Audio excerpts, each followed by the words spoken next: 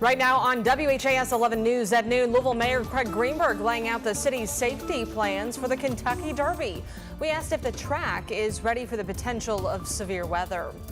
A gathering at Joe Creason Park protesting the development of $1 million sports complex, how they feel it would negatively impact the park.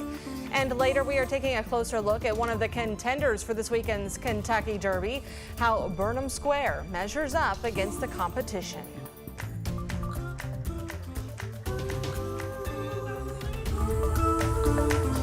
Thanks so much for joining us here on this Tuesday. I'm Brooke Hash, and thanks to those of you watching on the WHAS 11 Plus app. Today, representatives from Churchill Downs joined Mayor Craig Greenberg to lay out safety plans for this weekend's Kentucky Derby. The primary concern right now is how the racetrack is preparing to keep guests safe in the event of severe weather. Churchill Downs representatives stressed that their staff are monitoring weather by the hour and conducting drills to prepare for any severe weather events.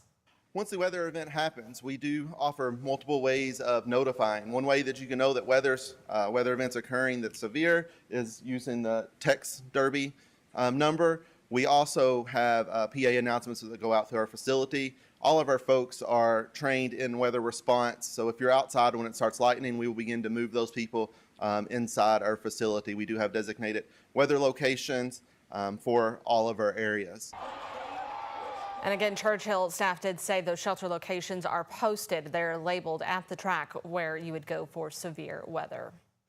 5-0 Tuesday returns for its third year, shining the spotlight on our community. This year, Churchill Downs is paying tribute to Muhammad Ali for his pride and love for the city. You can take part in a community art project inspired by Ali's iconic words, float like a butterfly, sting like a bee, and test your knowledge on Ali on the big board. General admission today, $5. The gates opened at 11:30 this morning. First race is coming up at 12:45. If you are attending 5-0 Tuesday or Wednesday tomorrow, you'll need to show a pre-purchased on-site pass, or you can park at the Expo Center and shuttle to Churchill Downs Black Lot. Thursday is when paid parking at Ellen Stadium begins. You can pay $40 to park there and then walk to Churchill Downs. Well, Churchill will be watching the radar closely today with the potential for severe weather this afternoon. Meteorologist Danielle Moss is timing out all of the rain and storms headed our way. Danielle?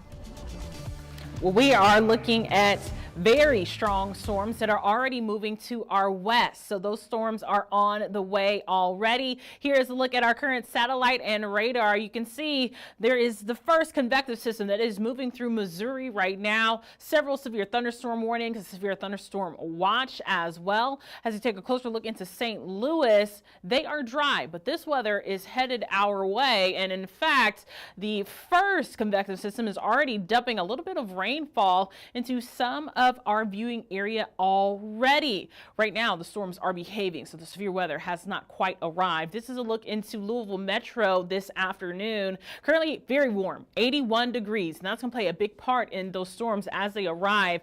58% humidity. You can feel the stickiness in the air. Unfortunately, we are still in that level 3 and a level 2 for strong to severe weather for this afternoon and evening. We do have a weather impact alert for today. It has begun already from 12 p.m. to 8 p.m. High winds and hail will be our main concern. Just because it's not raining where you are doesn't mean that you get to let your guard down. You need to be prepared. Let's sum out the latest model run for you. It looks like in the next hour or so, some of those storms that are to the north of us right now could sink down just a little bit. If that happens here in the metro Louisville area, we will start to see that rain and maybe hear a few rumbles of thunder.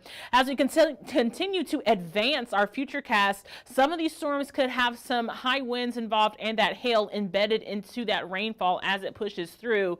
It looks like we'll start to dry out just before midnight, but unfortunately we will not be done with the rain. I'll time out Wednesday's rain chances coming up.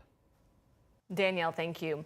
A Louisville man who was found naked in a 13-year-old's bedroom now faces several felony charges. 20-year-old Parker Kramer of Louisville is charged with 1 count of burglary, 2 counts of rape, and 1 count of sodomy.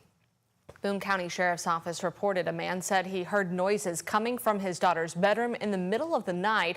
And after entering to find Parker lying naked there on the floor, the father chased him out of the house, firing his handgun 3 times into the ground.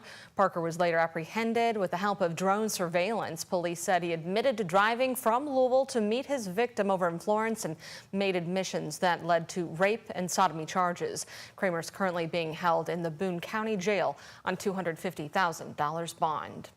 A woman charged in a deadly shooting in the Highlands was in court today. Police said they arrested Lanisha Blakely for the shooting at Baxter Avenue and Bardstown Road. It happened on April 20th. The victim, Brian Johnson, was shot in the leg and later died at the hospital.